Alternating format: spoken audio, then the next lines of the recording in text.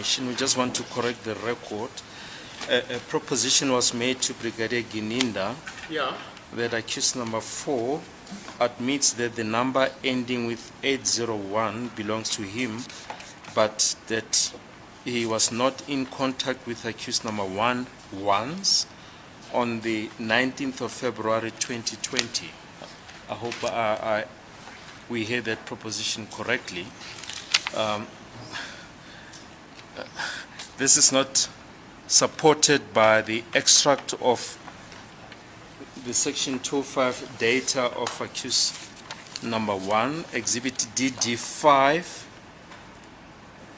D, Roman figure 1, for the number 07937901337.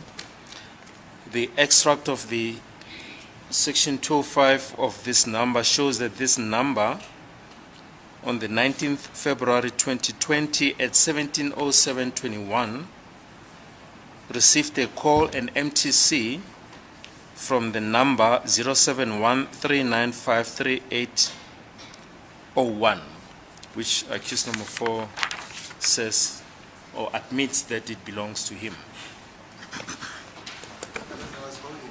I was going in line with the analysis of Lieutenant Colonel Holmes.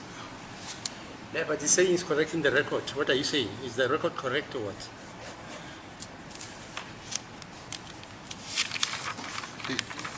Because according to this information, exhibit DD5, Roman figure, sorry, do you have DD5, the record, sir? Just show your learned colleague the record, because we're talking at cross purposes.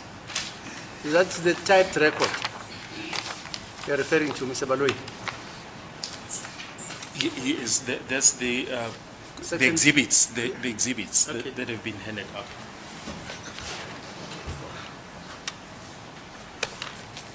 Yeah.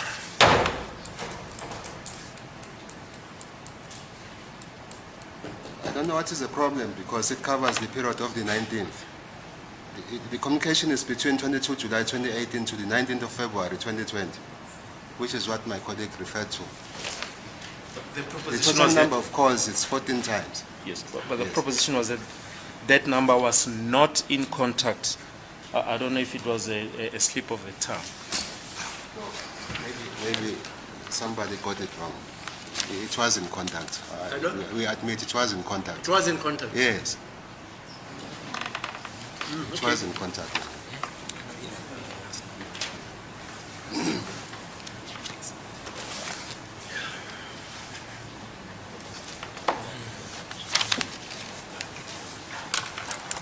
Yes, let's continue. Thank you, my lord, for the court's indulgence, for the adjournment early, before lunch. Brigadier, I'm instructed by the accused, that is accused number 4, Mr. Mapisa, that he did not know Constable Sizwe Skhumbuzo Zungu on the 26th of October 2014. He first knew him when he testified before this court on the 7th of September 2023. My lord, that's not in line with the statements that I've obtained, not only from Constable Zungu, but from Makosonke. Maybe to be more specific, I think Gwabeni, Sifiso Zungu, the other Sifiso Zungu who is Gwabeni. It's not what he's saying, my lord. Umsola wesina umtshela ke ukuthi nge-26 ka-October 2014 wayengamazi uConstable Zungu uqale ukuthi amazi ke nge-7 zika-September 2023 ngathi ke ethula ubufakazi bakhe la enkantolo. Lokho ke akuhambisani ke nestatement engayithola kakhulukazi ke yena ke uMakhosonke kanye naye ke uGwabeni uSifiso Zungu. This version about him not knowing Sizwe Skhumbuzo Zungu, the police, finds corroboration or correlation, I'll use your terms, on photo 47 of Exhibit S.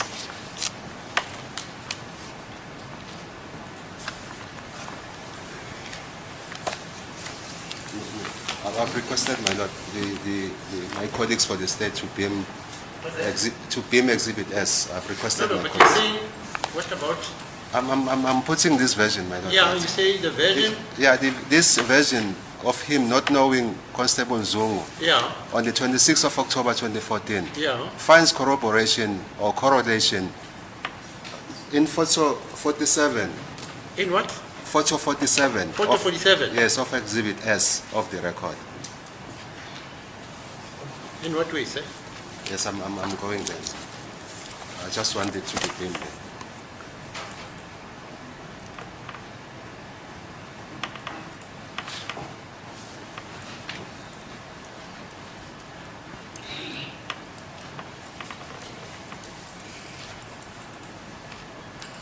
In the sense that when Constable Zungu was asked to identify the persons who are depicted on photo 47, he said the person who is standing behind the car was accused number 2, Mr. Ndanzi.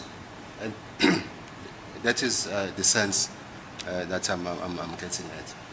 Uthi ke le nkulumo yakhe ayishoyo ke umsolo wesine ukuthi ke wayengamazi noma ke akazani wayengazani naye uZungu nge-26 October 2014 ihambisana ke nesithombe lesi esiwu number 47 ngokuthi ke wathi umuntu lo yafomina lena yona ke imoto umsolo wesibili uNtanzi.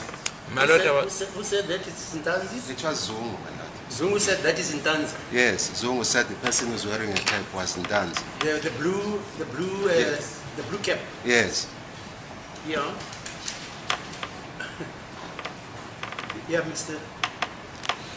My lord, I was not here when Constable Zungu testified, so I'm not sure how could I assist. Ngangekho lana ke nkathi uConstable Zungu ethula ubufakazi angazi ke ukuthi ngasiza kanjani. And in fact, Mr. Mapisa, accused number 4, says that is him, the person who's standing Yeah, behind. can you refer the courts to the record where Zungu actually says that? To the record. Yes, may I go to the record of the evidence of Zungu?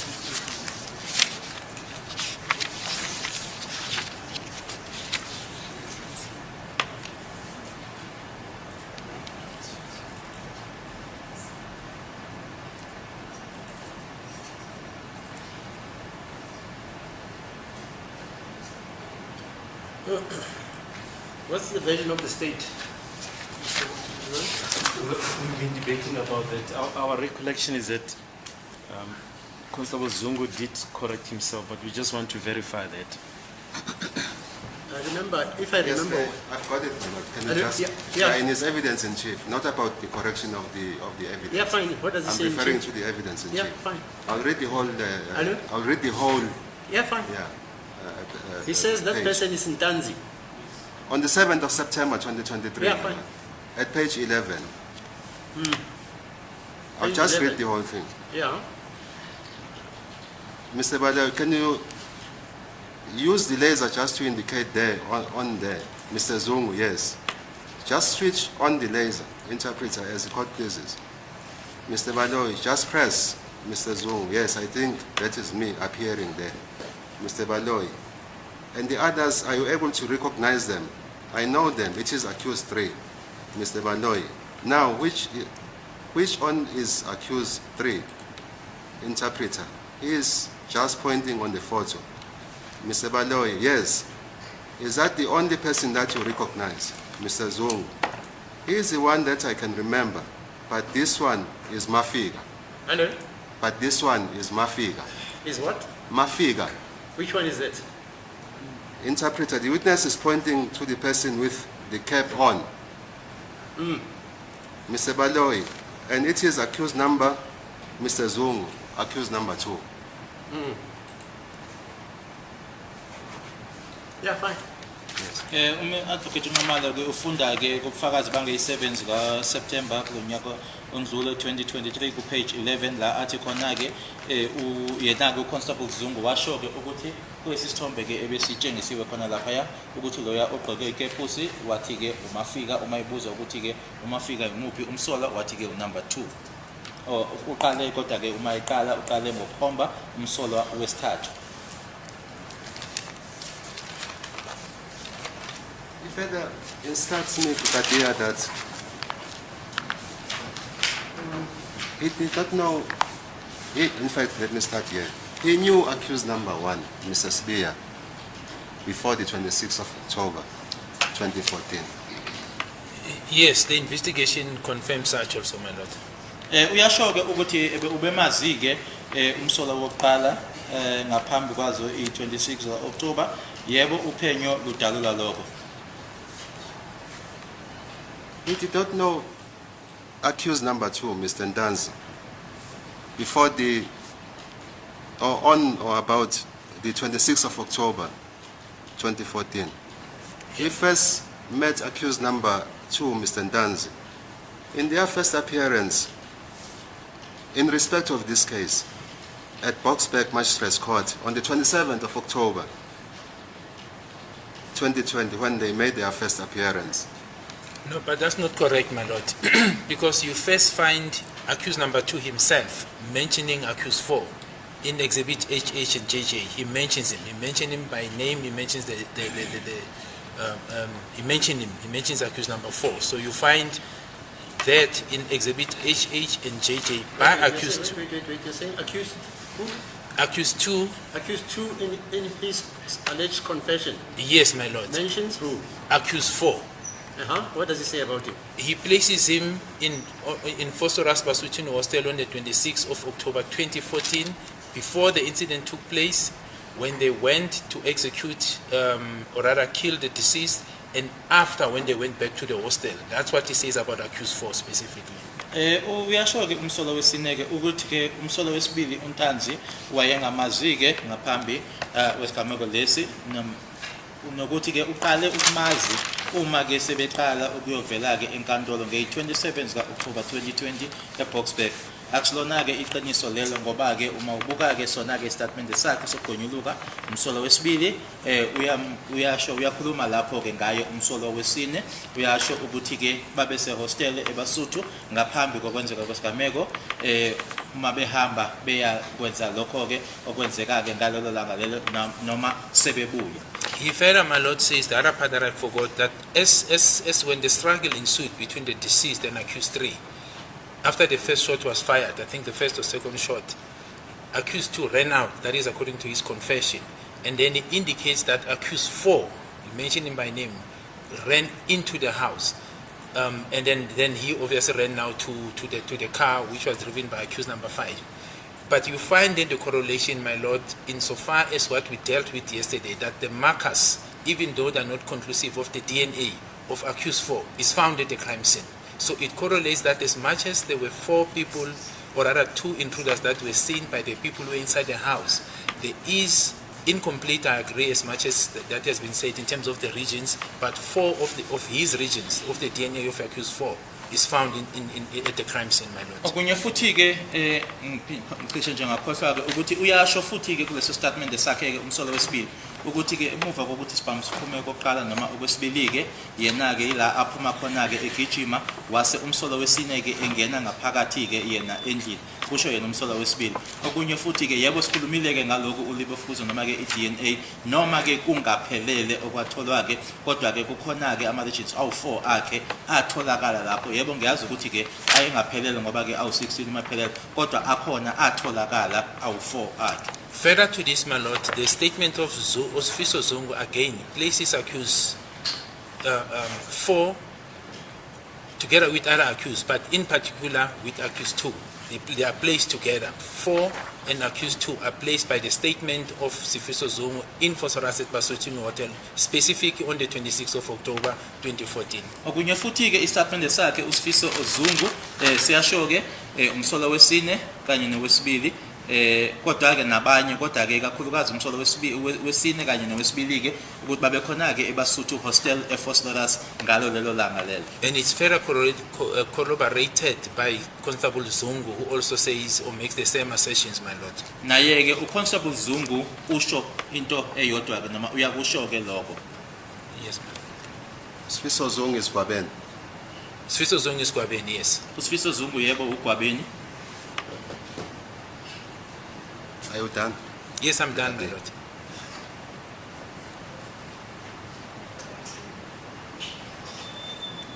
He further instructs me that he knew accused number 3, Mr. Mngube.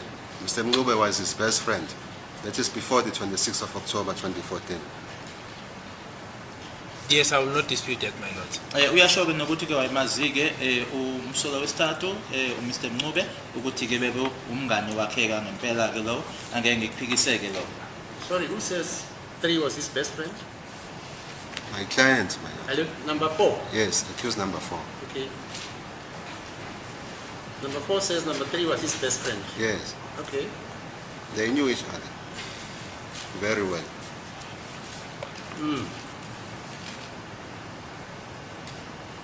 He further instructs me that accused number 5 was his acquaintance. I'm not disputing that they knew each other, my lord. Uyasho ke nokuthi ke umsola wesithathu ke ukuthi ke umuntu ke ayejwayelene naye angeke ngikuphikiseke lokho ukuthi babeze bazane.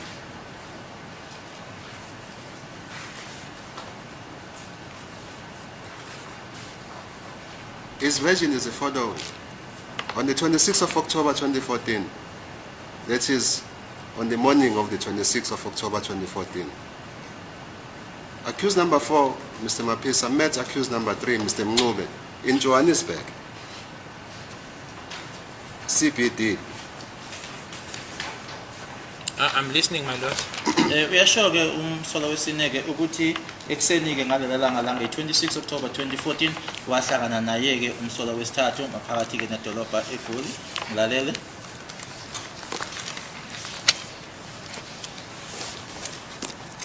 They then traveled in a white minibus Kombi, which belonged to Senzo Mkhunu. Senzo Mkhunu was the driver of this vehicle. Yes, I'm following, my lord. I'm listening. Babehamba ke ngemoto ke eyimhlophe iminibus Kombi eyimhlophe ngombala ekwakuye yakhe uZenzele Mkhunu uyena futhi ke wayeshayela.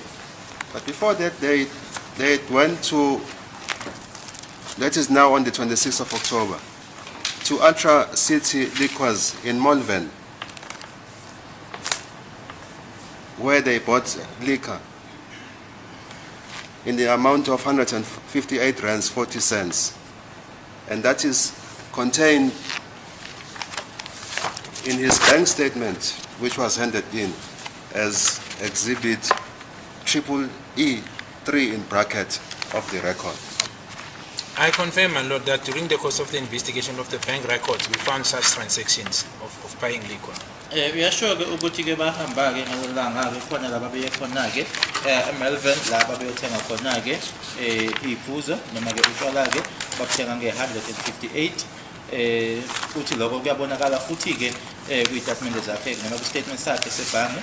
Yebo ngiyavuma ke ukuthi ke ngophenyo ke tholakele ukuthi yebo khona ke leyo mali leyo ikhaziwe ke la babethenge khona.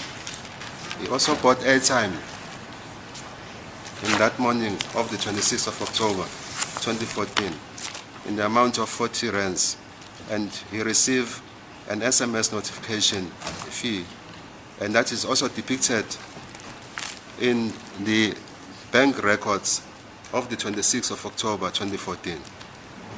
Yes, my lord, I do have a recollection of that, my lord. Futhi ke wathenga ke airtime of 40 rand lokho ke ikhona ke ne-SMS eyatholakala ke ekushoyo lokho. Yebo ngiyavuma ke lokho. The occupants of this minibus Kombi were the following.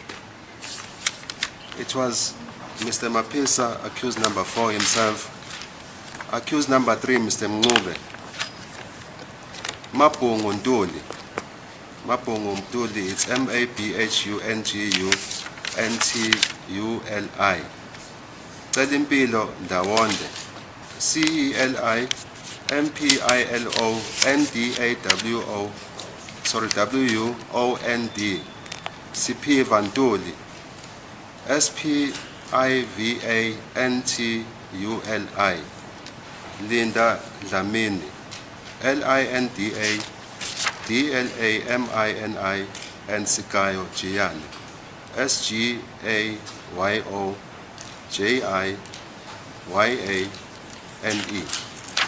Skayo Giani. Yeah, Sikayo Giani.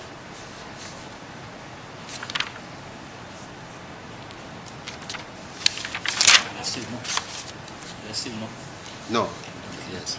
Abantu ababegibele kuleyo moto ke noma bekhona ke kuleyo moto leyo ilaba abalandelayo ke uMaphisa, uNcube, uMabhunguntuli, uCela Impilo Ndawonde, uSiphiva Ntuli, uLinda Dlamini kanye noSigayo Jiyane. I'm following, my lord. Yes, I'm listening. Ngilalele.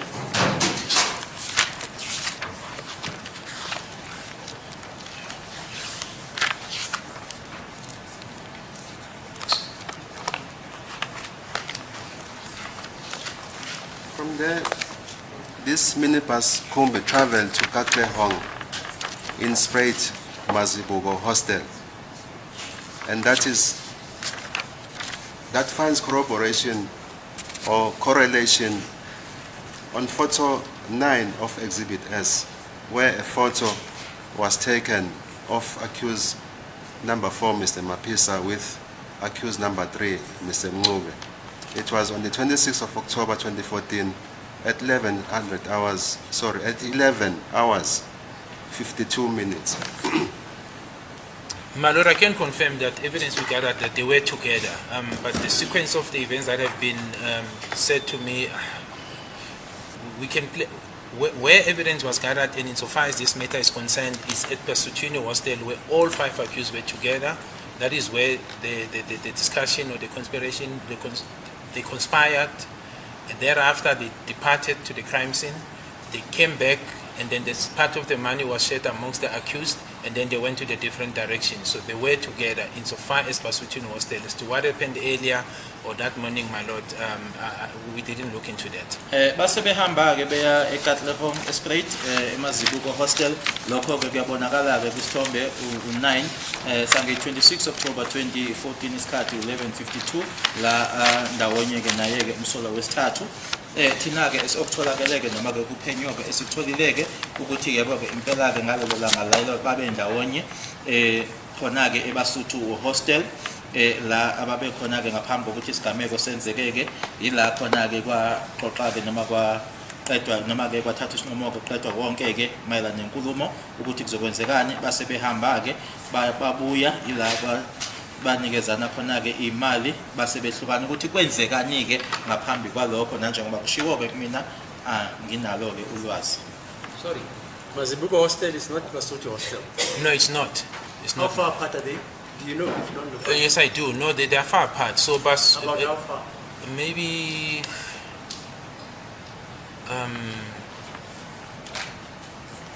could my lord be maybe even 8 km. So Basutino Hostel, my lord, it's in Fostoras. Yeah. Mazibuko Hostel is in Katlehong. Okay, So wait, it's two different divisions. Mazibuko Hostel. It falls under Katlehong. It's in Katlehong. In Katlehong, yes. Right. And then Basutino Hostel, it's in Fostoras. So it's two yeah. different sections of East Rand. Okay.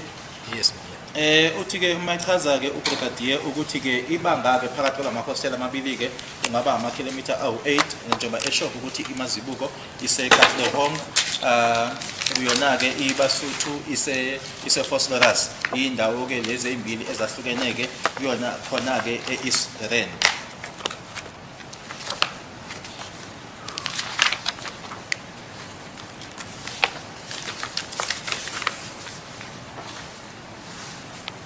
From there, Brigadier, I'm further instructed that they traveled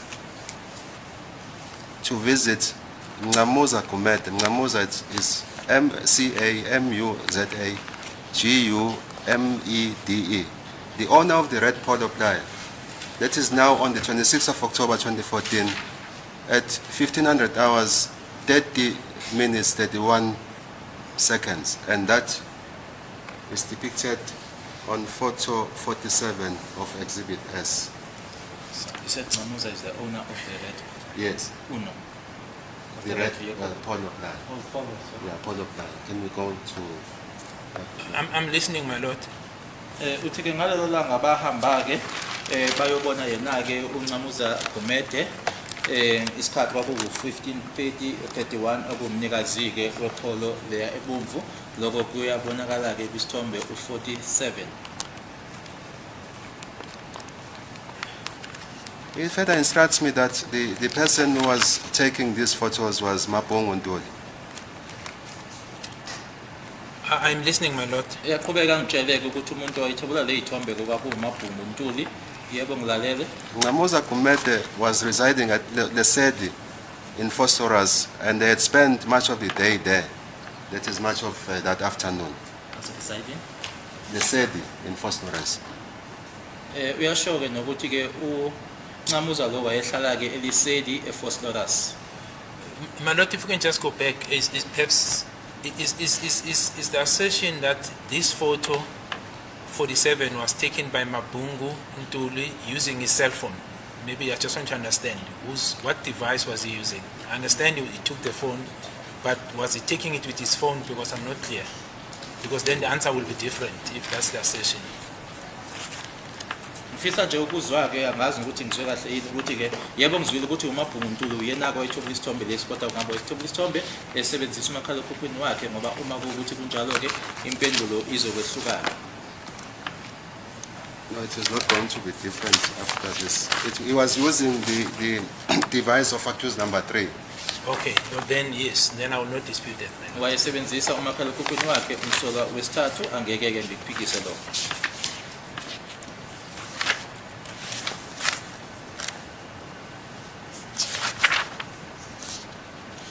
In fact, accused number 3 at that time was using a Samsung GT E2220 Texto. GTE. Yes, 2220 Texto. GTE 2220 Texto. Texto. Yes, TEXTO. Ngaleso sikhathi ke umsola wesithathu umakhalekhukhwini ayosebenzisa kwakuyi Samsung GTE 2220 i-Texto. I see that accused number 4, Mr. Mapisa's hand is up. May I approach him?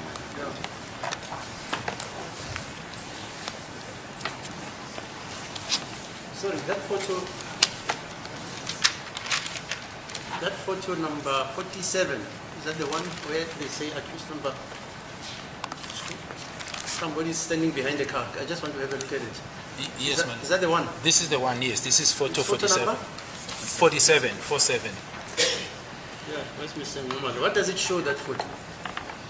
My lord, the person with the cap, Yeah. you can't see the face. Can you see the face or you can't see the face? No, it's invisible, Okay. my lord, because it's facing down. You see part of the face, but One can't from see my the view, face. you can't make a recognition as to who's the person. I can't see that, my lord. Except Then that he's wearing something on top of his head. he's wearing a cap Wearing and a cap. facing downwards. Umuntu loyana ke kulesisithombe loya ongalena ke awuboni ke ebusweni ukuthi ubani ke futhi ke ugqoke ikepusi ubheke But phansi. the point is, can you completely not see his face? Completely. No, it's not completely. You see half of his face is facing down. I think just from What do you above see? the nose, just above the nose, the mouth and the chin, my lord. That's what you can see.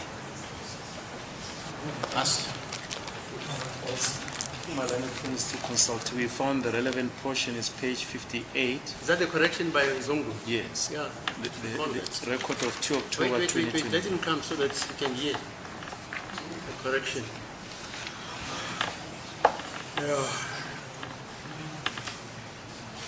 And that photo, is he standing next to the car? The Englishman says contiguous to the car, abutting the car. Or is he standing away from the car? He is standing from observation next to the car, my lord. Next to the car. Next to the car, yes.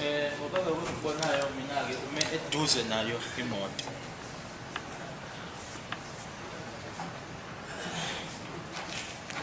And then can you see his hands? No, my lord, you can't. Izandla fingers. zakhe awuziboni. No, my lord, you cannot. I think this further cross-examination should wait until... It's not cross-examination, please. This is the court speaking. My lord. I think we should wait for Mr. No, Nxumalo. it's not cross-examination. Yes, madam. Don't. How can I cross-examine? I said this gentleman will have to tell us the things I was saying. Yes, my lord, I was asking that... Now you say I'm cross-examining the accused. Who am I Wait. cross-examining? Thank you, my lord. I seek clarification. Come, Mr. Nxumalo. Can you see that photo? Can you see the head and the face of that gentleman in a blue? Is it blue or green? It's blue, my lord. It's a blue what? Navy. Or navy blue, yes. Navy blue or blue, what? Top. Is it a cap or what? On the head? It's a cap. It's a cap. Navy Yes. blue. Is it navy blue, Mr. Nxumalo? Navy blue. Hello?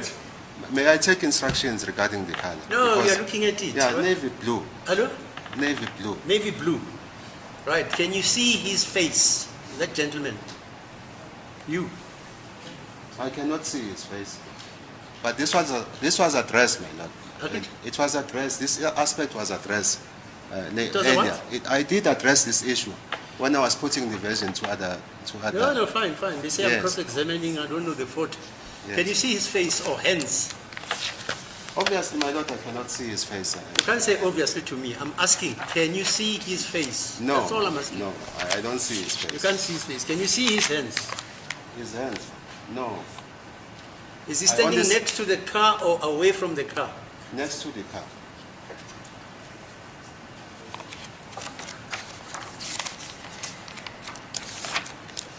And you say he's wearing a cap. Is it a cap or what, Mr.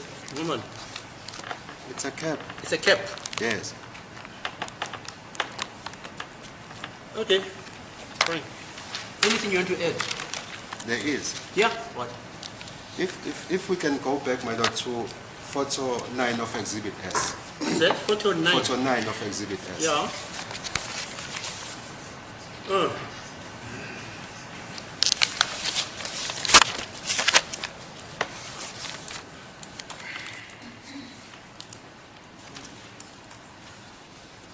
These are my instructions, my lord, that he was wearing a DH jacket. DH. Yes, DH. What's a DH jacket? Daniel Hedger. What? Daniel Hedger. Daniel Hedger. Hector. Hedger. Hector or Hedger. I know it's Hector. Oh, Hector. Hector. We started fashion in Joburg. Sorry? I say we started fashion in Joburg. Daniel Hector. Yeah. Hector. It's not like I don't know these things. You know these things, my lord. Yes, you're head of the A team. Fine. So it's a Daniel Hector top, Yeah, top. Yes. right? And what else? Adidas cap, navy blue cap. Okay. Yes. Fine. And the navy blue cap. Yes. All right, thank you. Mr. Baloi. Daniel Hector. Yeah. No, I'm not done, my lord. Oh, you're not done, okay. Yes, I'm still busy with the version of No, my no, client. he says he's found the correction. Oh, he's found the correction. Yes. At this stage of cross-examination, I don't know. You guys are fighting. I don't know what's the fight about. We earlier on indicated that the complete version of Constable Zungu is not being put on record, and we just want to elaborate that. It's on page 58 of the proceedings of the 2nd of October 2023, from line 3 to about line 18. Yeah, just read it so that it's in the It record says, also. Mr. Nxumalo, I'm instructed by the accused that it is accused 4 that the person who is standing behind the vehicle is himself. That is accused 4 and not accused 2. Just the- wait, let's take it slow. Mr. Nxumalo says he's instructed by He says he's instructed by the accused. the accused, meaning accused 4. 4, okay, Yes. by accused 4, right? Yes, he says that is accused 4 That is, yeah. that the person who is standing behind the vehicle is himself. That is Oh. accused 4 and not accused 2. So that the person standing behind the vehicle, is he referring to the person who Yes. is wearing the No. cap and the Hector top? No, this is the previous photo. Or which previous photo is that? Photo number 47. Yeah, just show it on the screen there so that everybody can see that. Photo 47.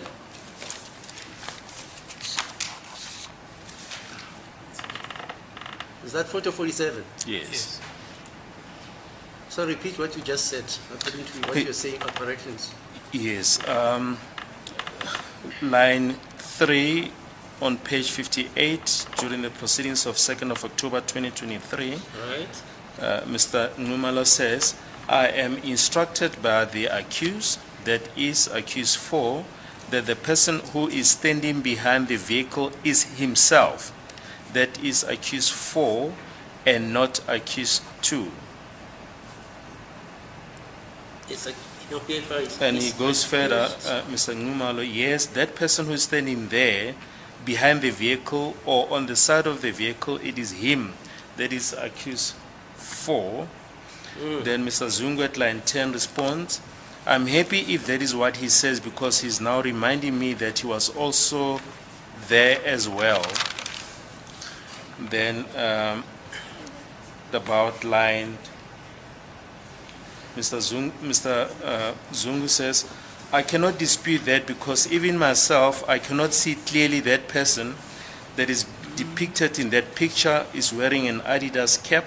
So if he says it was himself wearing the Adidas cap, I cannot dispute that.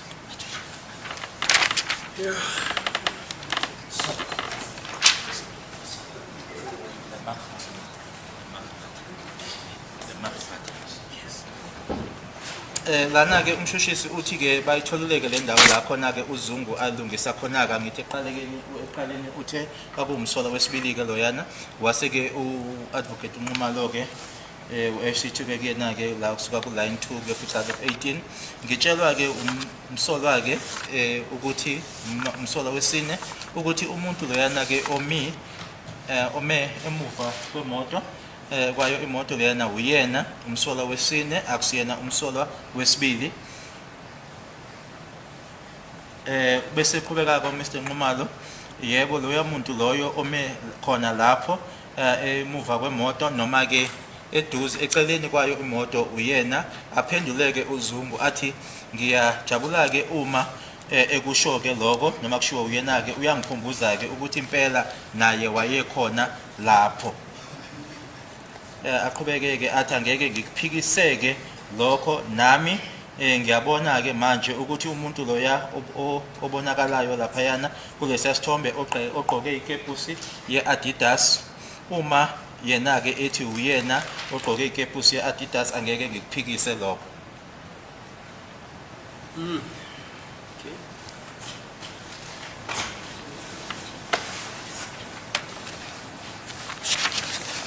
So, my Lord, just to answer the court question.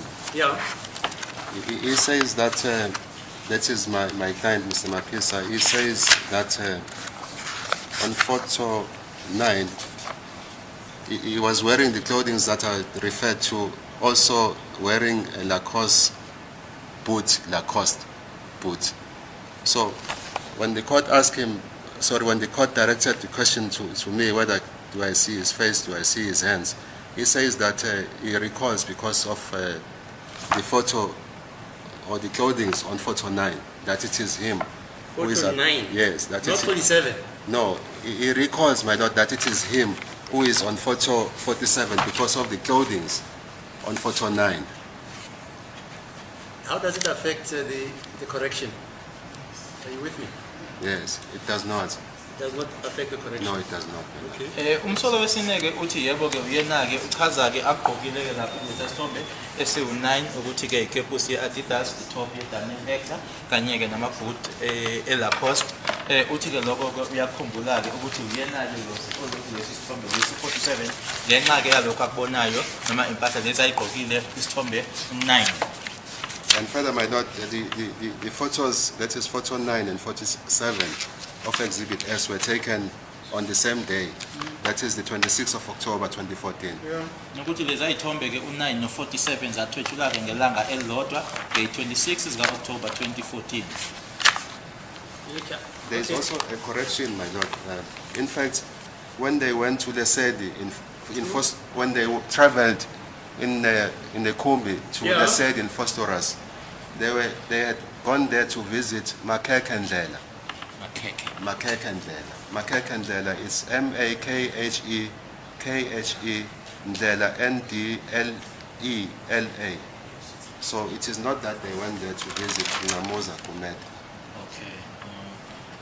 Futhi ke okunye ke angilungisa kona ke umsolo wesine ke ukuthi uma ke babeya ke lapho ngalelo langa lelo babengayile kuyena uNxamuza Gumede kodwa babeyobona yena uMakhekhe Ndlela.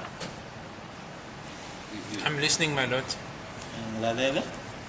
So the owner of the red VW Polo Lion is Nxamuza Gumede. Not that they were traveling in that red VW Polo, but they were traveling in a Kumbi. What he cannot remember is who arrived first between Nxamuza Gumede and them traveling in a Kumbi.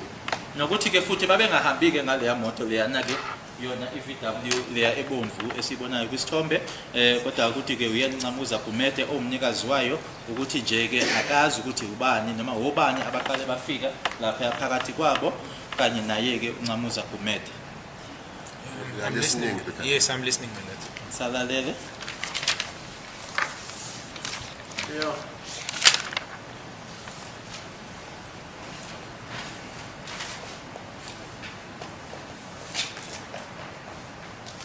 He further instructs me that photo 48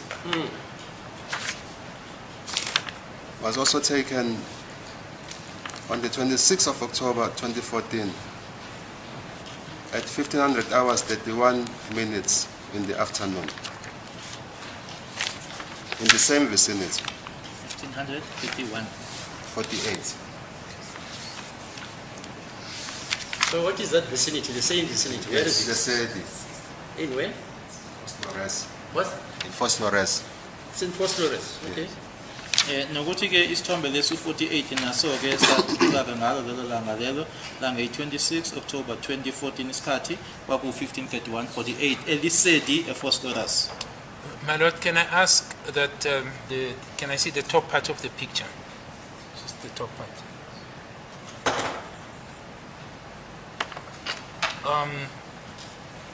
My lord, I don't see the time, so I'm not so sure the assertion of the time that has been given is not depicted in the photo, so I'm not sure where does it come from.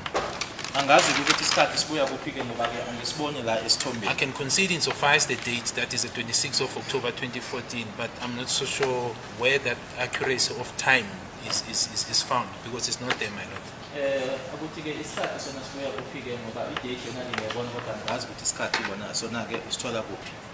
In the downloads. But It is from the downloads. But I thought this comes from the downloads, my lord, but it's not depicted there. That's Comes from which download? Whose download? When you go by, to, by Sergeant Mabaso, Ama-download akhe ke uSergeant Mabaso. which is now the downloads of the phone that was seized from accused number 3, my lord. Ama-downloads ke amakhalekhukhwini owathathwa kuyena umsolo wesithathu. Why is that so? the times are in the memory stick that was provided to us by the state. So I got the times there. All right, but it's not in this picture, my Yes. lord. All right, I'm saying that I only have a date, I don't have the time. So I'll concede in so far as the date is concerned, the time is not depicted. Ngizovuma ke ngedate ngoba ke isikhathi sona ke asitshengiswanga la.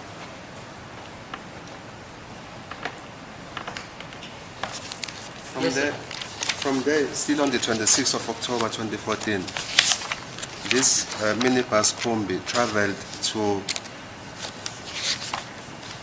George Koch Hostel. I'm listening, my lord. Ukusuka lapho ke leyo khumbi leyo ke yahamba ke yaya ehostel yase George Koch ngilalele. Yeah. Where a photo was taken of accused number 3, Mr. Mncube, and accused number 5, Mr. Nduli. And that photo is on page 17 of Exhibit S. La kunesithombe esathutshuka ke khona ke sakhe umsolo wesithathu Mr. Mncube kanye nomsolo wesihlanu Mr. Nduli ku page 17 wakhe exhibit S. I'm listening, my lord. Ngilalele.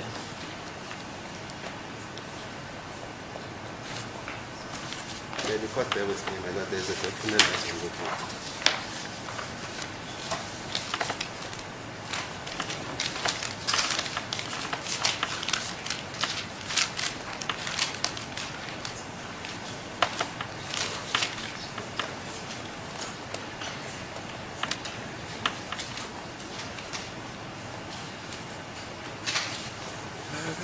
And this finds support from exhibit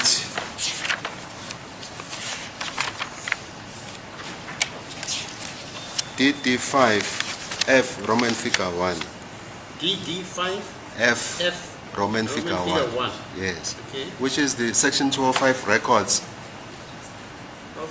of accused number 3, Mr. Mncube. Okay. That photo, before I go there, the photo on page 17, it was taken on the 26th of October 2014 at 1700 hours 28 minutes 39 seconds. I can see that, my lord. It finds support, Brigadier, in that the records, the section 205 records of Mr. Mncube, on the 26th of October 2014 at 1700 hours 34 minutes 48 seconds to 26 October 2014 at 1700 hours 37 minutes 01 seconds. There were outgoing calls and the cell phone tower was 2G Ben Rose SGS 3. Yes, that's not in dispute, my lord. Lokho ke futhi kuyatholakala noma ke uma sibuka yena ke exhibit DD5 wawo ke ama section 205 akhe ke umsolo wesithathu uNcube isikhathi ke 1734 48 ama seconds kuyafika ke ku 1737:01 kunama calls ke ayephuma ke noma ke ayewenza ke futhi ke itower ecoshayo ke i2G Ben Rose yebo. Exhibit J7 of the record, which is the tower location and approximate distance map. It shows that the nearest tower that receives reception is 2G Penrose SGS. That's not in dispute, my lord. Futhi ke uma sibheka ke noma ke u-exhibit u-J7 la kukhulunywa khona ke noma ke location yama tower ukuthi ke i-tower eseduze ke i2G Ben Rose SGS phikisi ke lokho. The important thing to note, my lord, is that this was prior to the incident taking place. So, Yes. Okusemqoka ke nokubalekileke ukuthi lokhu ke kwakungaphambini ukuthi isigameko senzeke. No problem. That is what he says. He further instructs me that he had not met accused number 5, Mr. Nduli. He only met him on that day, on the 26th of October 2014, at 1700 hours 28 minutes 39 seconds. but my lord, I thought I was told they were acquaintance at the beginning. I No. thought I was told Right. that's what I thought. I thought the assertion was that they were acquaintance with accused number 5, and I said I would not. Brigadier, you are dispute not listening, Brigadier. Please. The instruction that I'm putting to you is the following, that it was the first time on that day. He knew him, but on that day, he only met accused number 5 at that time. That's what I've put to you. that. No, but that's not how you put it. That's how not- I put it. You No, can listen to no, the record. No. I'm saying now. Now you Yes, said. now. Yes, now that, and I'm saying what you are putting now is different to what you've said earlier, because I understood them to be acquaintance. Now I'm getting the impression of the assertion that says he only met him for the first time on this day. So it was not put in the same context, my lord. Yes. Ngikuzwe indlela ke ngikuzwe ngayo ke mina ukuthi ngaphambini utheke ngoba ke ngaphambini uthe babe abantu abajwayelene ke manje usuthi ke ayengahlangananga naye uhlangana naye okoqala ke ngaleliya langa leliyana u-advocate Meyiwa uthi ngaleliya langa la nge-26 ka-October 2014 akahlangananga naye ke umsola kwakuwokuqala ehlangana naye umsola wesihlanu ngalesiya sikhathi ngo-17:28 nama seconds awu-39 sorry. From there, accused number 5 joined them in this combi. They then traveled and dropped accused number 4, Mr. Mapisa. Just wait. You say accused number 5? Joined them. Yes, joined them in this Joined who? in the minibus Kumbi. He joined, I will start afresh So then. number 5 joined number 4 and others. Yes, and others, the ones that I've mentioned earlier. Also, after number 4 has met number 5 at 17:28:39, then accused number 5 joined them Yes, for the first time that day, or what? for the first time that Okay, day. fine. So he joined them for the first time at 17:28:39. Yes, Okay. Kwasekwenzeka ke unumber 5 ke ngaleso sikhathi ke wabe ese bajoyina ke hlangana nabo ke bahamba ke ila abayo sebehamba ke mase diliza khona ke umsola wesine uMaphisa. I'm listening, my lord. Ngilalele. this Kumbi then traveled to where Mr. Mapisa was renting a place of residence at the corner of Sinclair and Julie Street in Malvern, Johannesburg. I'm listening, my lord. Yahamba ke le moto yaya ke la ayehlala khona ke eqashe khona ke uMaphisa eMelbourne. The corner of Sinclair and Julie Street in Malvern, Johannesburg. He was dropped there after 1800 hours in the afternoon of the 26th of October, 2014. I'm listening, my lord. Kwaku ila imoto yamdiliza khona ke kwakuse eseshayileke noma emuva ke kwehola lesithupha ke ntambama ngilalele. Further instructs me that after he was dropped at his place of residence, he never met accused number 3 and 5. Uthi ke emuva ke bethi ukuthi bemshiye lapho ke akaze ke aphinda noma akaphindanga ahlangane naye kumsuka wesithathu nowesihlanu. No, but that's not correct. Evidence suggests they met at Basuchino Hostel prior to this incident taking place. They moved together to where the deceased was. The deceased was shot after the struggle. They then went back to Basuchino Hostel, my lord. That's the evidence that we have, and parted ways after the sharing of money or money given to accused 1 and 2. Akusona ke iqiniso ke lokho ngoba ufakazi esinabo ke ukuthi ke bahlangana eBasuthu Hostel ngaphambilini kokuthi isigameko senzeke emuva base behamba ke beya la umufi aye khona ke emuva kokuthi kunokulwako kwakukhona ke lapho umufi wabe esedutshulwa ke bahamba ke la babuyela khona ke ehostel ula ke bakhishwa imali khona ke umsolo wokuqala nowesibili abathola imali khona. Further instructs me that on the 26th of October, he did not meet accused number 1 and 2 at all. But that's not correct, my lord. Like I said, the evidence indicates that they all 5 accused met at Basuchino Hostel. Prior to the commission of this offense, they traveled together to 13511 Kotanong Street where the deceased was shot, and thereafter they went back to Basuchino Hostel. Money was given to the 2 accused, then they parted ways. Uyasho ukuthi ngalelo langa lelo ke akahlangananga nje nhlobo ke naye umsolo wokuqala kanye nowesibili akusona ke iqiniso lelo ubufakazi buyasho ke ukuthi bahlangana abasolwa ke bonke eBasuthu Hostel bahamba ke baya ke 13511 Kutlanong Street eNomzamo section eFosloras emuva kwalokho base bebuyela khona ke eBasuthu Hostel abasolwa babili ke oqala nowesibili banikezwa imali ila abahlukana khona. He has never been at Masutwini Hostel on the 26th of October, 2014. That's not correct, my lord. The evidence places him there. Other than the exhibit HH and JJ, there are witnesses who places him there on the 26th of October 2014 at Basuchino Hostel, together with this accused, my lord. Akusona iqiniso ukuthi ke akazange aye eBasuthu Hostel ngalelo langa langa 26 October 2014 ubufakazi ke uyamkhomba ukuthi waye lapho ngaphandle kwawo ke lamazibithi itatimende lezi uHH no JJ kukhona ke abanye ofakazi ke abashoyo ukuthi waye lapho kanye nabanye abasolo. He has never been at the scene of crime at 13511 Kutlanong Street in Fostoras. In fact, Brigadier, just to pause there, is it correct that there is no evidence whatsoever that this is my client at the crime scene? No, I disagree. There is exhibit HH and JJ that was admitted in this court, but other than that, we dealt with the regions, the markers, my lord, and we've dealt on this part.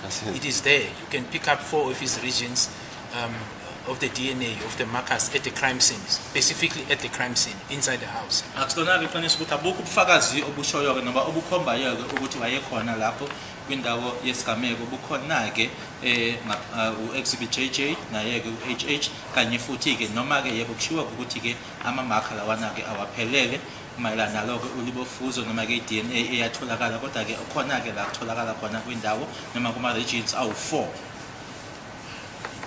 No, I'll leave the issue of the regions for arguments, as well as exhibit HH and JJ. He further instructs me that he had not at any time in his lifetime been in contact with Miss Kelly Kumar. He knows Miss Kelly Kumar as a musician, but he never, had direct contacts with Miss Kelly Kumar whatsoever. Qhubeka-ke umsolosini engitshela ukuthi akakaze ahlanganeke aqhumane noma ahlanganeke naye uMiss Kelly Khumalo. Uyazi-ke ukuthi-ke uwumuntu oculayo kodwa akakaze nje empilweni yakhe ahlangane noma aqhumane naye. My lord, we don't have evidence that he spoke to Ms. Kelly Khumalo. We don't have that link, and there was no indication that accused Ford directly spoke to Ms. Khumalo in the planning of this and the execution of this offense. Asinabo ubufakazi-ke obukhombayo noma obuyinkomba noma obushoyo-ke ukuthi umsolo wesine wakhuluma noma waxhumana naye uMiss Kelly Khumalo ukhulunywa-ke mayelana-ke nalesigameko lesi sasizokwenzeka. He further instructs me that he did not receive any payment or any proceeds in the commission of this offense whatsoever, and his bank records speak the same. What is your comment, Brigadier? No, my lord, as I've said, I will agree insofar as the bank statements are concerned, and that applies to all the accused insofar as the bank statements are concerned. But if you look at the fact, and we dealt with this yesterday, with this aspect, my lord, yesterday, that accused 1 and 2 was paid, and then we have 5 accused who are acting in common purpose. I mean, it's the same as one pulling a trigger. If someone pulls a trigger, he pulls it on behalf of the others. It will not make logic, my lord, that one person is getting paid when people are acting together and the others are not getting paid. What I can agree is that factually what we have is that payments that we can account for are insofar as accused 1 and 2. But logic will dictate, my lord, that if people are acting in common purpose, they will not do that for nothing, my lord, whereas others are getting paid. Ngizovuma-ke ukuthi yebo-ke impela akukho-ke ubufakazi futhi-ke akukho-ke nomtshengisayo-ke kuyitatimende zebhanga. Kubona bonke kungasiyena kuphela umsolo wesine, kubona bonke abasolako ukuthi-ke kwakhokhwa-ke ebhange. Kodwa-ke ubufakazi-ke esinabo ukuthi-ke umsolo wokuqala kanye nowesibili-ke bakhokhelwa-ke bona. Manje-ke uma ngaba-ke abantu behlangeneke ngomqondo owodwa benza into eyodwa, angeke-ke abanye bakhokhelwe base abanye-ke bengakhokhelwa. Isibonelo-ke asisebenzisayo ubrigadier sokuthi-ke uma oyedwa kuyena-ke odubulile abanye-ke bengadubulanga, kodwa labo bantu labo bese benza into eyodwa behlangene ngomqondo, nalabo abangadubulanga nabo-ke bayahlanganiswa nesenzo saloyo odubulile. So you are using logic, Brigadier. It's not evidence supported by facts. No, no, I'm using... It's your own inferential reasoning. No, it's not evidence supported by facts. All right. So I'm using facts, my lord, insofar as what is contained in the confession of accused 1 and 2. That is a fact that they got paid.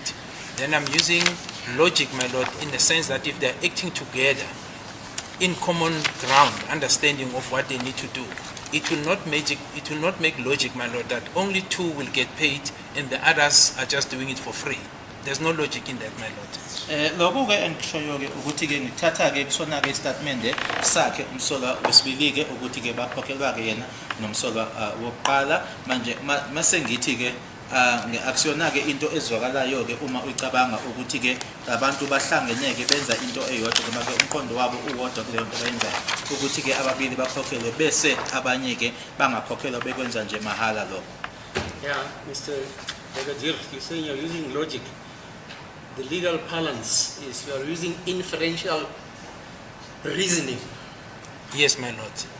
That's what the law says. Yes. Yes. Inferential reasoning. Yeah, it's not the only reason. One. Yeah, no, I'm just saying, when he says using logic, Yeah. in terms of the law, you use Yeah, it's inferential reasoning, Yes, yes. which makes a logical conclusion possible. Yes, my lord. Okay. Is it the only one we don't know? Hello? Is it the only one we don't know? No. Don't forget I'm a teacher. From which institution, my lord? Ask the doctor. Oh, okay, I will. My lord, I see that Or Mr. you can even ask Miss Nxumalo. Oh, Yes, ask her. okay. No, I will, my lord. I will. Yes. Not now. I see Mr. Spear's hand is up. May I approach him? My lord? Yeah, fine. Yes.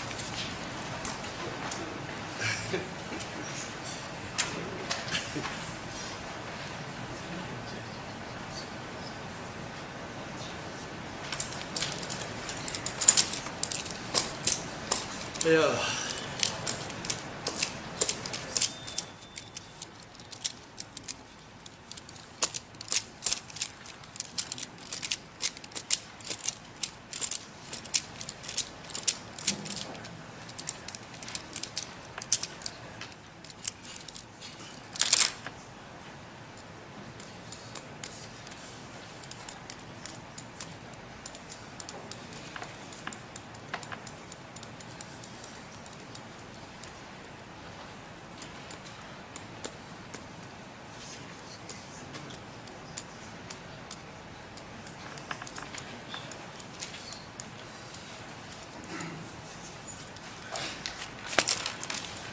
Thank you, my lord, for the court's indulgence.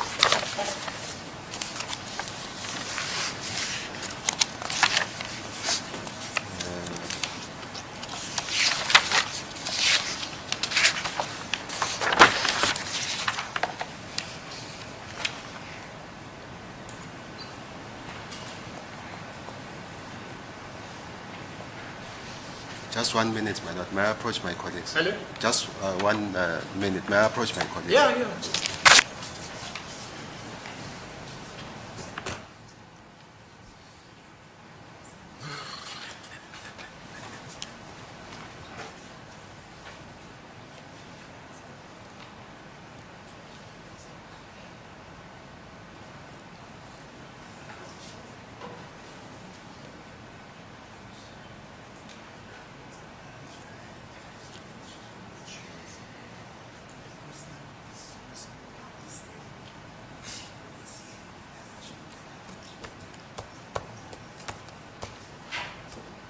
My lord, may I approach my client, Mr. Mafisa, to find out if there is anything that Hello? I've left. Yeah, fine. Yeah, thank you.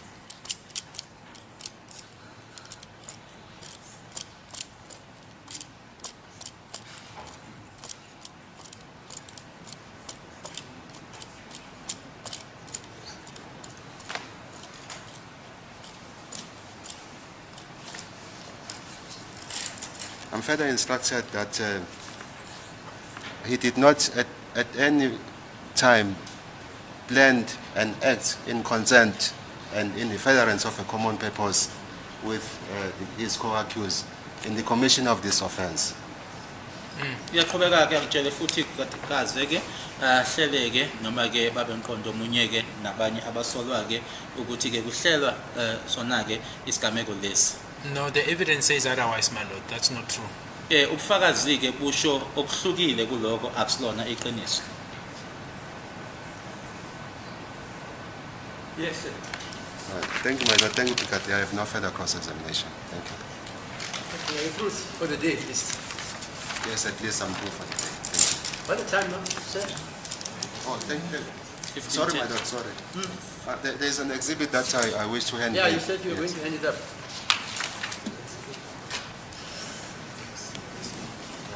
It's exhibit C 3 in bracket, capital letter A in bracket. Exhibit C 3 in bracket, 3. in bracket, capital letter A in bracket. In fact, three. my lord, In brackets. capital letter A in bracket. Yes. It relates to the two photos, my lord, that I had referred to yesterday. Photo numbers. You don't have numbers, ne? No, there is no numbers. So We'll number them. you'll yeah. Yes, we'll number Number them A and B, and then they'll be attached. It goes with some other photos. So it is 369. They're fine. Yes, we'll number You can them. number all of them. Yes.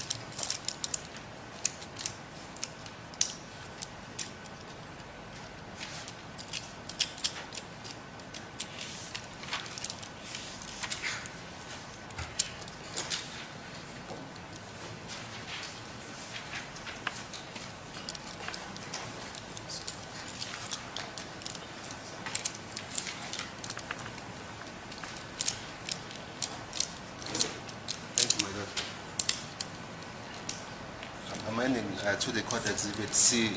That's it? I'm ending to the court exhibit C. Yeah, okay, fine. 3 in bracket, capital letter A in bracket. Thank you. Okay, fine.